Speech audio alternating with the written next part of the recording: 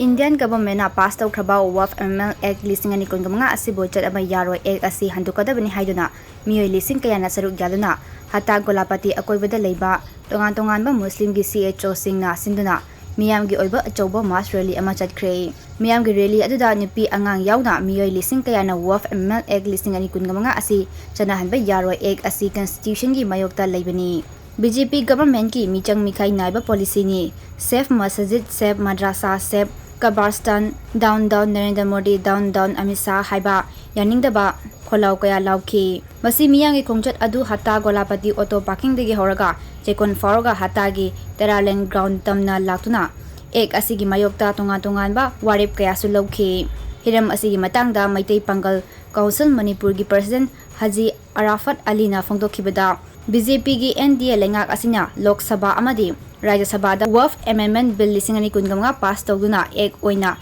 chanakhiba asi Muslim minority singna akan mamongda yaningde India gi leiriba Muslim singna miyamda kathokraba Waqf property sing asibo khanjanaba India pumbagi oina khongjang asi changsinari Constitution na community pumbagi masa gi lining laison gi property sing khanjanaba right adu piduna leiri adubo BJP NDA lengak asina Constitution gi mayokta Waqf Amendment Act pass tawrakpa ase yabang ngamloi athuba matamda Act asi lokthokadabani haike Miyam gi Hatta golapati da leiba Meeoi social welfare union amadi magao minithum Hatta golapati union jisido gibo leiba club leading club kra ga punjaraga masjid leiba masjid manga taru asi committee ga kusam nazar amadi local people singa kusam naraga Meeoi Pangal council as a president amoina miyam da asi pen ba Bharat sarkar na India sarkar na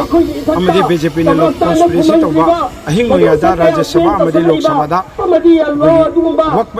bill si pass to khibase masigi damakta koi yaningde habadu gi kholauni masida khoi gi alternative kariguma ma koi harmful ba yamna democratic oi khojing da koi chacha ba masina maram maraga leiba praja se all India gi oi da musalman sing gi Waqf habise Waqf si property that belong to the Allah Waqf gi damakta dan to khaba adumba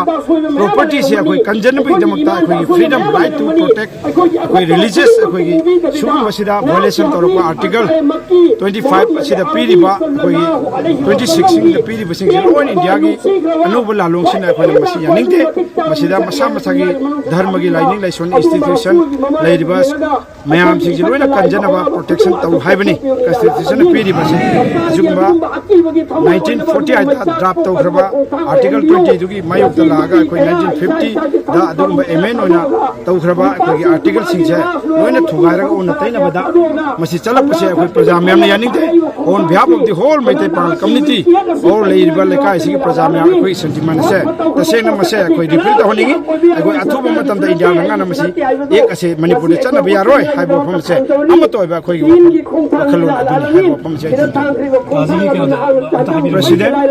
Meeoi Pangal council MPCM Haji Arafat Ali nasi ai faraba irai numit tang 13 asida Hatta amadi lapati Hatta gi praja de Muslim minority mahairoi puna saruk yaraga Yaningdaba pendaba Phongdoktuna asi handakta Rajya Sabha amadi Lok Sabha anida bill pass tawkraba Waqf Amendment Bill Lising ani kunmari asigi mayokta Yaningdaba Phongdoktuna ama oina ngasi aikhoi myam puna punsinduna pass tawkriba asigi mayokta Yaningdaba adu Phongdoktuna ni masi leiriba Manipur gi lusingba singna khantha biraga Muslim minority singi yenbiraga tawboya ba lokhat piya ba thabak adu lokhat piyu haina media gi thongda